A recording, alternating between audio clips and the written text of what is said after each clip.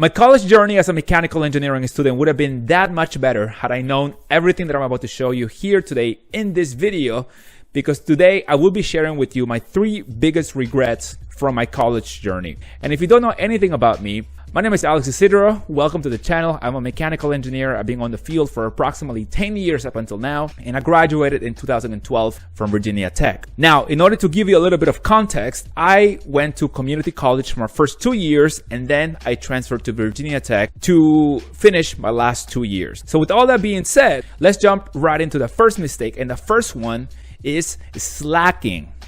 Yes, slacking in the beginning of the semester and not taking things seriously, because this may affect your grades, your GPA. And although I've discussed in the past that your GPA in the long run, in the horizon, it's not really that important. In the beginning, when you have no experience and you are looking to get something going, when you're looking for jobs and internships and co-ops or anything else out there, employers or people that are going to give you opportunities, they're looking at your GPA to gauge how serious you are taking school. And so what tends to happen in the beginning of the semester, at least for me, and I observed a couple of other engineers who actually do the same thing, in the beginning we tend to slack in the beginning of the semester because things are easy, and before we know it, we are behind. We have to catch up. We have to make up some grades. We have to ask for extra credit in order to bring our grades back up. And if you do this enough for enough classes, then you are going to put yourself in bad shape. And why is this? Because as the semester progresses, my friend, things get harder. They don't get any easier. And this is just one class. Imagine doing that for every other class out there. So before you know it, you are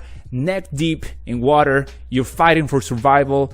Midterms are a nightmare. Finals, even worse. You don't even know if you're going to pass the class, and all could have been avoided, maybe, if you would have been a little more careful in the beginning of the semester and take things seriously from there. And let me just add, if you do not take your first couple of years seriously, then you might be putting yourself in bad shape when it comes to you being a junior and senior when you start looking for jobs, because you're trying to overcome the terrible decisions that you made in the beginning because you didn't care about your GPA, and so you bombed a lot of classes, and now those classes are holding you back from meeting minimum requirements for eligibility to apply for jobs. So pay attention to that and be careful, my friend. Now, the second biggest regret that I have from engineering school not doing is not joining engineering societies. Every 4-year university, I want to say every engineering school out there, they have something going for students. Students are not in a vacuum. They don't just go to class and disappear. There's certain societies, there's associations, there's different groups that host students for events, for job fairs, career fairs, sometimes even the College of Engineering in each university, they host all these events. My point here is that do not be afraid and socialize. That's one of the things that I didn't do. I didn't sign up, or I didn't even register for student associations, and I missed out on the perks of having your resume reviewed, or getting interview tips, or perhaps even getting leads or connections to apply for a scholarship. And not only that, but also, of course, it helps you make new friends, and it helps you, a lot of people don't like this, but hey, it helps you expand your network. That's what networking is. It's just making new friends, making colleagues, and hey, just hanging out. We're just talking. We're talking because, not because we want to network, but because we really get along. That's what networking is, the bottom line. So don't look at it in terms of, oh my God, I have to go talk to people because I have to network. No, just go hang out with people. Look at it from those terms. Now, the third thing that I want to share here with you, my third biggest regret, is not knowing about research classes early enough. If you don't know anything about research classes, well, if you have no internships, if you have no experience whatsoever, and you're looking to get something going, well, research classes in your school's catalog, in your curriculum, contact professors if you're interested in this. But these research classes do, at least in my experience, is they give you professional experience and a professional exposure to working with other graduate students, with other engineering students,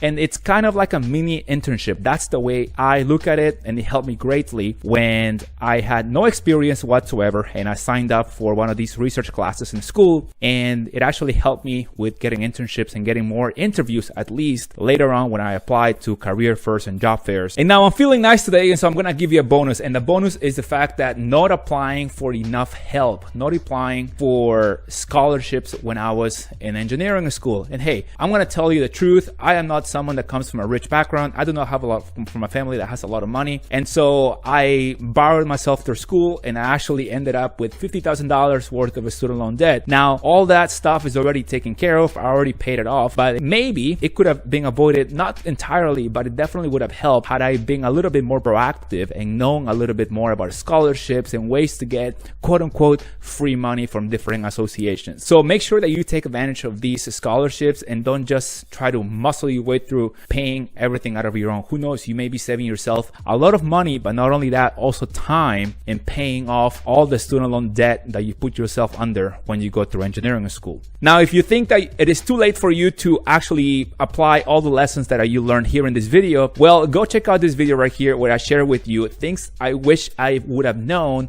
when I entered the engineering industry as an entry-level engineer.